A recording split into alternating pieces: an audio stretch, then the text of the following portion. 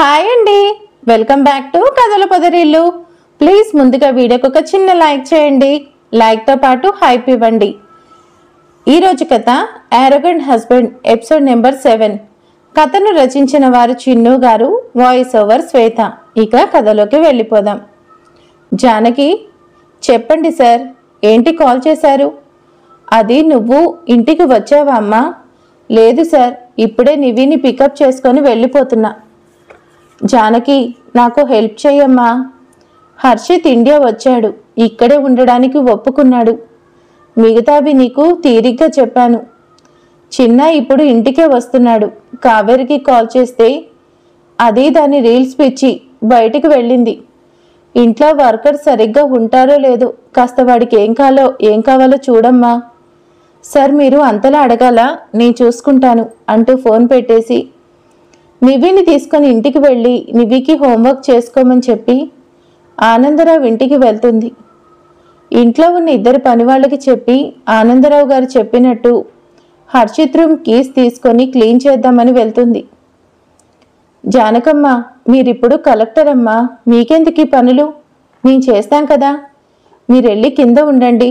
చేసినన్ని రోజులు చేశారు, ఇప్పుడు కూడా ఎందుకు అంటూ ఆ తాళాలు తీసుకుంటారు. సరే, మీరు రూమ్ క్లీన్ చేయండి, నిన్ను డిన్నర్ చేస్తాను అంటూ కిందకి వెళ్ళి డిన్నర్ ప్రిపేర్ చేస్తుంది. హర్షిత్, మీ ఇల్లు వచ్చింది, నువ్వు వెళ్ళు, నేను హోటల్కి వెళ్తాను. రేయ్, ఎక్కువ చేయకు, ఈ 6 months నువ్వు నాతోనే ఉండాలి పద అంటూ లోపలికి తీసుకొని వెళ్తాడు. ఆ పనివాళ్ళు కాస్త కొత్త వాళ్ళైనా కూడా హర్షిత్ రూమ్ క్లీన్ చేసినప్పుడు తన ఫొటోస్ చూశారు కాబట్టి పోల్చుకున్నారు. హర్షిత్ లోపలికి రావడం చూసి తనకు ఎదురెళ్తుంటే హర్షిత్ వద్దు అన్నట్టు సీరియస్గా చూసి లోపలికి వెళ్ళిపోయాడు. హర్షిత్ చూపుకే దడుచుకున్న పని వాళ్ళు సైలెంట్గా కిచెన్లోకి వెళ్ళిపోతారు. హర్షిత్ వెనకే గౌతమ్ కూడా లోపలికి వెళ్తాడు. ఏంటి మమత, సార్ వాళ్ళ అబ్బాయి వచ్చినట్టున్నారు? అవునక్క, కానీ సార్లాగా మంచివాళ్ళు కాదక్క, చాలా కోపిష్టి. మేము ఆయన లగేజ్ తీసుకుందామని ముందుకు వెళ్తే మమ్మల్ని సీరియస్గా చూసి వెళ్ళిపోయాడు. పెద్ద సార్ అంత మంచోళ్ళు కాదక్క, చిన్న సార్. సర్లే మమత, వెళ్ళి సార్కి కాఫీ ఇవ్వు, అక్కడ పెట్టాను.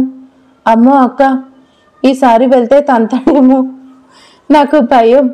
ఈసారికి నువ్వు వెళ్ళక్క, ఆయనకేంటో ఆడవాళ్ళని చూస్తే ఎలర్జీ అనుకుంటా, నాకు భయం అంటూ పారిపోతుంది.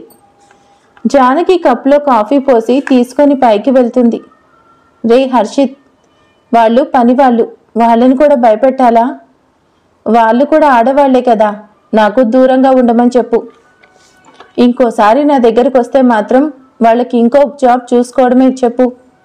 అండ్ రేపటిలోపు నాకు కొత్త వర్కర్స్, దట్టు మగవాళ్ళు మాత్రమే అరేంజ్ చెయ్యి అంటూ ఫ్రెష్ అవ్వడానికి వాష్రూమ్కి వెళ్ళాడు. ఈ ఉమనేటింగ్ ఎప్పుడు మానుకుంటాడో ఏంటో అంటూ బయటకు వస్తూ అప్పుడే డోర్ తీస్తూ బయట అప్పుడే అక్కడికి వచ్చిన జానకిని చూసి ఆగుతాడు.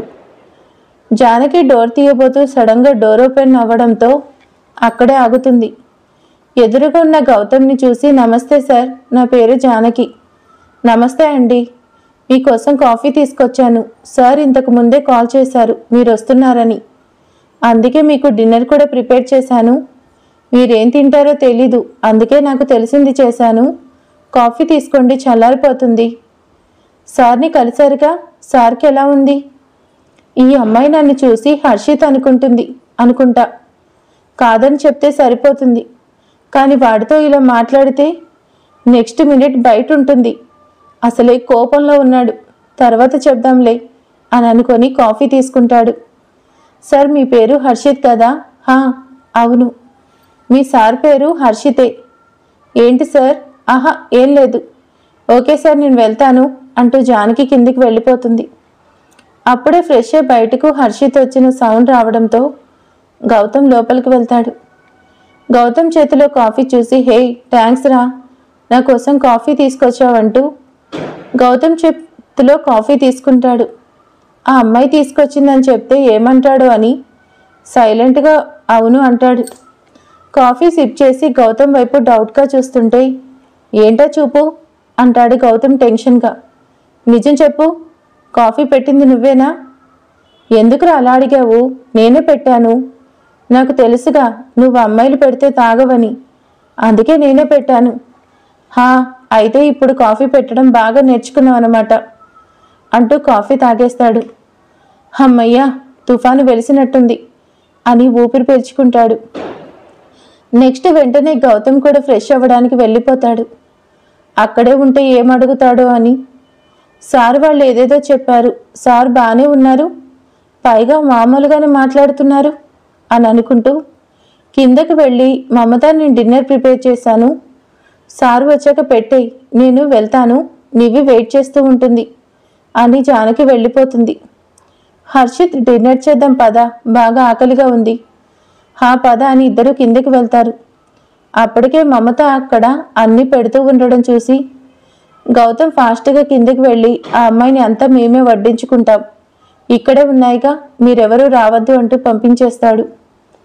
గుత్తి వంకాయ, హర్షిత్ నీకు ఇష్టమైన కర్రీరా, ఈరోజు కుమ్మేద్దాం అంటూ ప్లేట్లో పెడుతుంటే గౌతమ్ చెయ్యి పట్టుకొని ఆపేస్తూ నా ఇష్టాలు మారిపోయాయి, ఇప్పుడు నాకు ఇవి ఇష్టం లేదు, అయినా ఇవన్నీ కూడా ఎవరు చేశారు, ఎందుకు చేశారు? హర్షిత్ అంకుల్ వాళ్ళు చేయించుంటారు, సీన్ చేయకుండా కొంచెం తిను, రేపు న్యూ చెఫ్ వచ్చిన తర్వాత నీకు నచ్చిన డిషెస్ చేపిస్తాం అంటూ కర్రీ ప్లేట్లో వేస్తాడు. హర్షిత్ కర్రీ కలుపుకొని నోట్లో పెట్టుకొని ఊసేస్తూ ఇది అసలు కర్రీయేనా? బానే ఉందిగా హర్షిత్, నాకు బాలేదు అంట్లో ప్లేట్లో చేయి కడిగేసి నువ్వు తిను, నాకు వద్దు అంటూ రూమ్లోకి వెళ్ళిపోతాడు. హర్షిత్ సంగతి తెలిసిన గౌతమ్ సైలెంట్గా తింటూ ఉంటాడు. అప్పుడే హర్షిత్ బయటకు వెళ్ళిపోతాడు నడుచుకుంటూ. నివి, అమ్మా ఇంతసేపు ఎక్కడికి వెళ్ళావు? సార్ వాళ్ళ అబ్బాయి వచ్చాడు నివి, అందుకే ఆ సార్కి ఏం కావాలో చూసొచ్చాను. నువ్వు అప్పుడే ఫ్రెష్ అయిపోయావా? హామా, హోంవర్క్ కూడా చేసేసా, సుబ్బు బాత్ చేయించింది, నాకు ఆకలిగా ఉంది మా. సరే పద నివి అంటూ తీసుకెళ్ళి తనకి తినిపించి పడుకోబెట్టి నివి నువ్వు నిద్రపో, నేను సార్ వాళ్ళ అబ్బాయి తిన్నారో లేదో చూసొస్తాను. సార్ మీరే వడ్డించుకుంటున్నారు, ఇంట్లో పనివాళ్ళు లేరా? మమత, హా వద్దు వద్దు, నేనే వద్దు అన్నాను. హా సార్ చెప్పారు కదా ఈయనకి కొంచెం తిక్క అని అనుకుంటూ ఇలా మీరేం పెట్టుకోవడం ఏంటి సార్ అని వచ్చి వడ్డిస్తుంటే గౌతమ్ మొహమాటంగా తినేస్తాడు. మీరేంటి బయట నుంచి వస్తున్నారు, ఇక్కడ వర్క్ చేయడం లేదా? అప్పుడే అక్కడికి వచ్చిన మమత ఆ మాట విని అక్క కలెక్టర్ అండి, అక్క పని చేయడం ఏంటి? గౌతమ్ ఆ మాటకి పొరబోతూ మీరు కలెక్టర్? వాటర్ గ్లాస్ అందిస్తూ సార్ చిన్నగా అని అనగానే వాటర్ తాగి సారీ మేడం, మీరు కలెక్టర్ అని తెలీదు. సార్ మీరంత రెస్పెక్ట్ ఇవ్వనవసరం లేదు, నేను ఈ ఇంట్లో పనిచేసిన దాన్ని, సార్ దయ వల్ల మంచితనం వల్ల ఈరోజు ఇలా ఉన్నాను, మీరు తినండి సార్ అని అనగానే గౌతమ్ మొహమాటంగా తినేస్తాడు. తర్వాత గౌతమ్ లోపలికి వెళ్ళిపోతాడు. జానకి ఆనందరావుకి ఫోన్ చేసి సార్ మీ అబ్బాయి తినేశాడు అని చెప్పి ఇంకా బయటకు వచ్చేస్తుంది. చల్లటి గాలి మేనుకు తాకుతుంటే అలా నడుచుకుంటూ ముందుకు వెళ్తూ ఉంది. మార్నింగ్ వాళ్ళ అమ్మా నాన్న రావటం, నివికి హర్ష పేరు చెప్పడం తలుచుకుంటూ హర్ష గారు మీ గురించి మీ అమ్మాయికి ఇంకెన్ని అబద్ధాలు చెప్పాలి, ఈరోజు మీరు నా పక్కనుంటే ఎంత బాగుండేది హర్ష గారు అని నడుచుకుంటూ ఆలోచిస్తూ వెళ్తూ ఉంది. ఫుట్పాత్ పై నడుచుకుంటూ వెళ్తున్న జానకికి తన ఎదురుగా ఓ మనిషి రావడం చూసి అప్రయత్నంగా తల పైకెత్తి చూసి షాక్గా చూస్తూ ఉంది. నమ్మలేనట్టు అతన్నే చూస్తూ ఉంది. జానకి, హలో ఎక్స్క్యూజ్ మీ, నా దారికి అడ్డు తప్పుకుంటే నా దారి నేను వెళ్తాను అని అంటున్నా కూడా జానకి లోకంతో సంబంధం లేనట్టుగా తననే చూస్తూ ఉంటే జానకి నుంచి అడ్డు తప్పుకొని అతను ముందుకు వెళ్ళిపోతూ ఉన్నాడు. వెళ్తున్న అతని వైపే చూస్తూ హర్ష గారు ఆగండి అంటూ తన వెనకే పరిగెడుతూ వెళ్ళి తన చెయ్యి పట్టుకుంటుంది. హర్ష గారు ఎక్కడికి వెళ్ళారు, ఏమైపోయారు, నా మీద కోపం ఉంటే మాత్రం నన్ను చూడకుండా ఇన్నేళ్ళుంటారా, మీరు లేకుండా నేనేమైపోలి హర్ష గారు? జానకి పట్టుకున్న చేతిని వదిలించుకుంటూ హలో, నువ్వెవరిని చూసి ఏమనుకుంటున్నావో, పిచ్చేమన్నా ఉందా నీకు అంటూ వెళ్ళిపోతున్నాడు హర్ష. ఆగండి, అంటూ తన వెనుకే వెళ్ళి, హర్ష గారు, నేనండి, మీ జాను. ఎందుకు నన్ను చూసి కూడా చూడనట్టు వెళ్ళిపోతున్నారు? నేనెవరో తెలీదా? మీరు తాళి కట్టిన భార్య. షో, ఆపు. ఇంకొకసారి నీ నోటితో పెళ్ళి పెళ్ళం అనే వర్డ్స్ యూజ్ చేయకు. వినడానికి చండాలంగా ఉంది. నీలాంటి దాన్ని చూడకూడదు అనుకుంటే ఎందుకే మళ్ళీ మళ్ళీ నా కంటే పడుతున్నావు? నీలాంటి దాన్ని కొట్టాలన్నా కూడా నా చెయ్యి నిన్ను తాకడం కూడా నాకు ఇష్టం లేదు. నీకు ఆల్రెడీ చెప్పాను, లైఫ్లో నాకు మళ్ళీ కనిపించకు. బై ఛాన్స్ కనిపించినా నువ్వెవరో నేనెవరో నీకు నాకు ఎలాంటి సంబంధం లేదని. నేను అలానే ఉన్నాను, నువ్వు కూడా అంతే ఉండు. నీలాంటి వాడికి మొగుడితో అవసరం ఏంటి? మగాడైతే చాలుగా. నా లైఫ్లో మర్చిపోలేని రెడ్ మార్క్ నువ్వు. నేను చేసిన తప్పు నిన్ను పెళ్లి చేసుకోవడం. మర్చిపోయిన దాన్ని ఇలా మళ్ళీ మళ్ళీ రేపకు. అయినా ఇంకా నేనంటే ప్రేమ ఉన్నట్టు మాట్లాడుతున్నావేంటే? తాళి కట్టిన వాడిని మోసం చేసి తిరిగేదానికి మొగుడు అవసరమా? మళ్ళీ చెప్తున్నా, నీకు నాకు సంబంధం లేదు. నువ్వెవరో నేనెవరో. అర్ధరాత్రులు రోడ్డును పడ్డావు.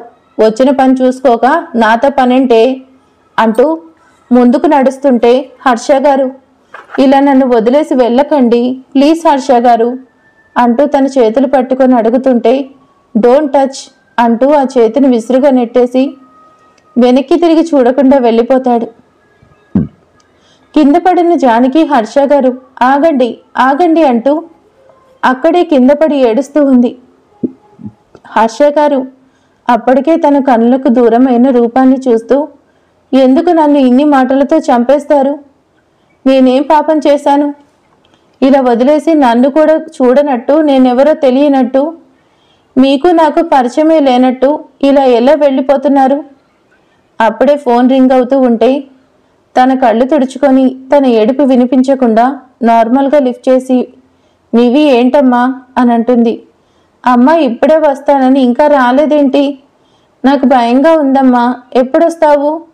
సుబ్బు కూడా పడుకుంది, నేను ఇక్కడే ఉన్నాను, నీవి వచ్చేస్తున్నా అంటూ ఫోన్ పెట్టేసి, హర్ష గారు, ఇన్నేళ్ళు ఎక్కడో చిన్న ఆశ ఉండేది, ఎప్పటికైనా మీరు మళ్ళీ వస్తారు అని. కానీ ఈ రోజుతో నాకు ఆ ఆశ పూర్తిగా చచ్చిపోయింది. మీకు కనీసం నేనెవరో కూడా తెలియనట్టు ఉంటున్నారు అంటే నేను ఆలోచనలోనే లేను అని అర్థమవుతుంది. ఇంకెప్పుడు మళ్ళీ మిమ్మల్ని ఇబ్బంది పెట్టను. నా బ్రతుకు నేను బ్రతుకుతాను. మళ్ళీ మీ లైఫ్లోకి రాను. మీరెక్కడున్నా బాగుంటే చాలు, నాకు మీ జ్ఞాపకం చాలు అని మనసులో అనుకుంటూ ఇంటికి రావడంతో డైరెక్ట్గా తన గదికి వెళ్ళి అక్కడే బెడ్ మీద కూర్చొని ఉన్న నివి దగ్గరికి వెళ్తుంది. అమ్మా, నీ కళ్ళేంటి ఇంత ఎర్రగా ఉన్నాయి? అదే లేదమ్మా, కంట్లో ఏదో నలక పడింది. అవునా, పోయిందా? బాగా నొప్పిగా ఉందా? ఇది ఎప్పటికీ పోదనుకుంటా నివి, నాతో పాటే ఉంటుంది. అమ్మా, నివిని గుండెలకు హత్తుకొని ఏడుస్తూ ఉంది. అమ్మ బాగా నొప్పిగా ఉందా? నేను ఊదనా? లేదు, తగ్గిపోతుంది నివి, నీకు నిద్ర వస్తుందన్నావుగా, పడుకో అంటూ జోకొడుతూ తన పక్కన కూర్చొని ఆలోచిస్తూ ఉంది. హర్షిత్, ఎక్కడికి వెళ్ళావు? అన్నీ నీకు చెప్పే వెళ్ళాలా? చెప్పకుండా వెళ్ళకూడదా? అది కాదురా, నేను జస్ట్ క్యాజువల్గా అడిగాను. డిన్నర్ కూడా చేయలేదుగా అని. నా ఇష్టం, నాకు ఆకలేసినప్పుడు తింటాను.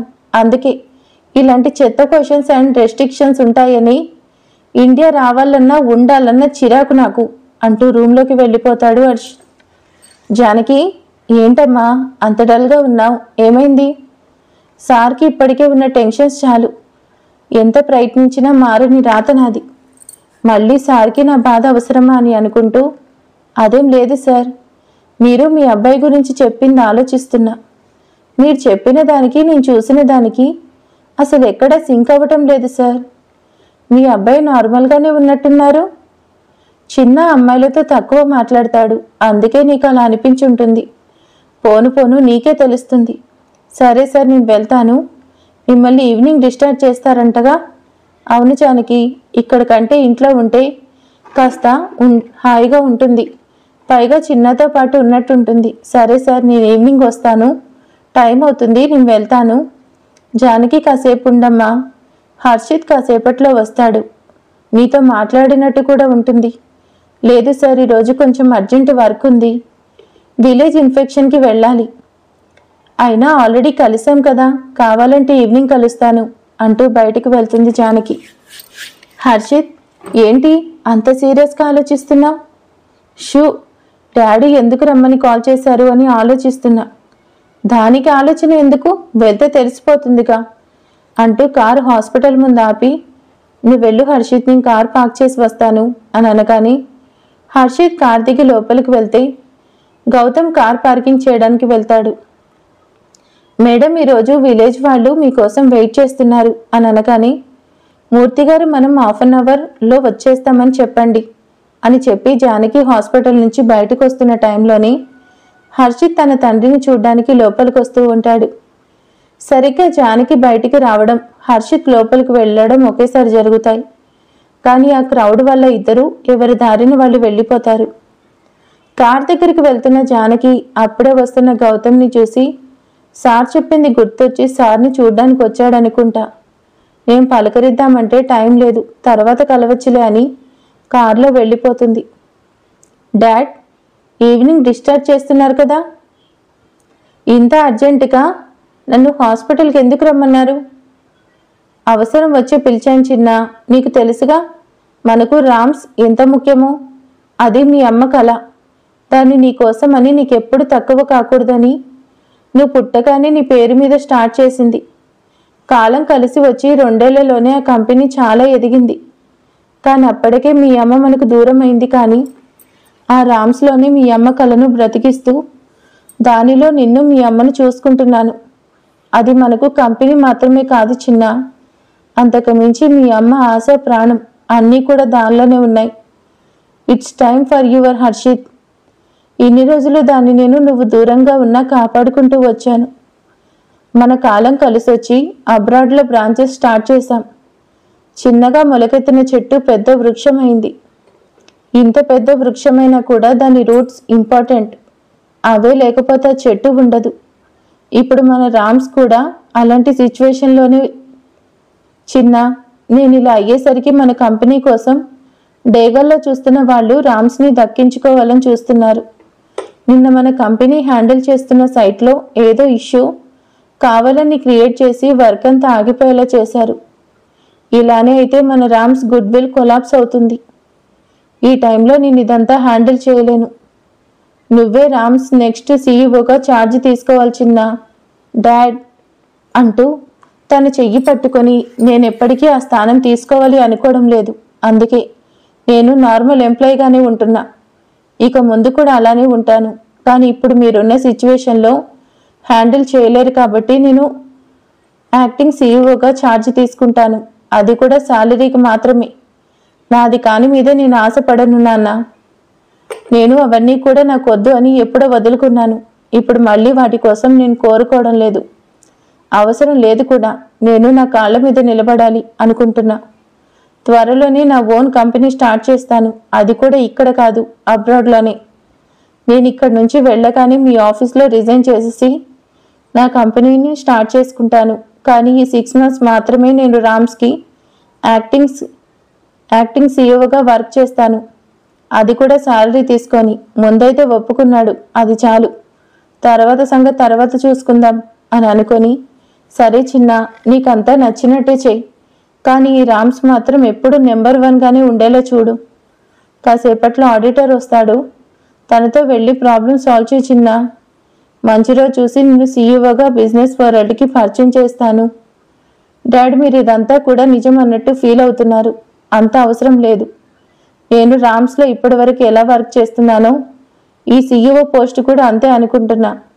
దీనికోసం ఇంత అంగం అవసరం లేదు అంటూ అప్పుడే ఆడిటర్ రావడంతో తన తండ్రి వైపు చూసి, నా యారగెన్స్ అండ్ ఎడ్జింగ్ 2 కూడా నావే అయి ఉండాలి, అంతేకాని మీది సింగిల్ రూపీ కూడా నాకొద్దు. నేనుగానే ఉంటాను, అలానే ఉండనివ్వండి. సీఈఓ అంటే ఓ పోస్ట్ మాత్రమే, అలానే చూస్తాను అంటూ ఆడిటర్ని తీసుకొని బయటకు వెళ్ళిపోతాడు.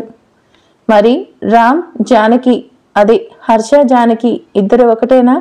ఎప్పుడు కలుస్తారు ఏంటి అనేది నెక్స్ట్ పార్ట్లో తెలుసుకుందాం. Thank you for watching.